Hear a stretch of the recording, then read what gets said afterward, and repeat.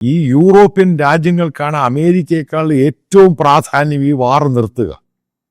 അവരുടെ security question ചെയ്യുകയാണ്, അവരുടെ ബിസിനസ്, അവരുടെ എക്കോണമി എല്ലാം ക്വസ്റ്റ്യൻ ചെയ്യുക. അവര് അമേരിക്ക ഹൈ എൻഡായിട്ട് പ്രഷർ ചെയ്യുകയാണ്. അപ്പം ഈ അടുത്തിടയ്ക്ക് ഇമ്മാനുവേൽ മാക്രോ ഇന്ത്യൻ പ്രധാനമന്ത്രിയായിട്ട് സംസാരിച്ചു.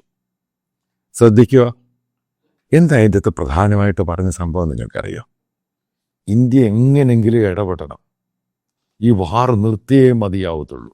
അതായത് പറഞ്ഞിരിക്കുന്ന കൃത്യമാണ്, ഇന്ത്യ ഈ ക്രൂഡ് മേടിക്കരുത്, പ്രഷർ ചെയ്യണം റഷ്യയുടെ മുകളിൽ. അങ്ങനെയാണെങ്കിൽ നമുക്ക് അത് കൊടുത്തിരിക്കുന്ന മറ്റൊരു സംഭവമുണ്ട്, പ്രധാനപ്പെട്ട സംഭവം. ഇപ്പം ഇന്ത്യക്ക് പെട്ടെന്ന് ഇപ്പം എയർഫോഴ്സിൻ്റെ സ്ക്വാഡ്രൻ്റെ അകത്ത് പുതിയ റഫേലൊക്കെ മേടിക്കണം.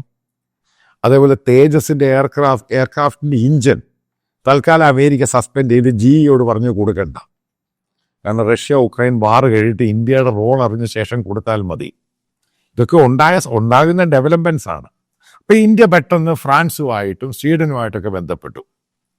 അവരും പറഞ്ഞ് ഈ വാർ കഴിഞ്ഞ ശേഷം നോക്കാം, ആദ്യം ക്രൂഡ് വാങ്ങിയിരുന്ന് നിർത്താൻ പറഞ്ഞു.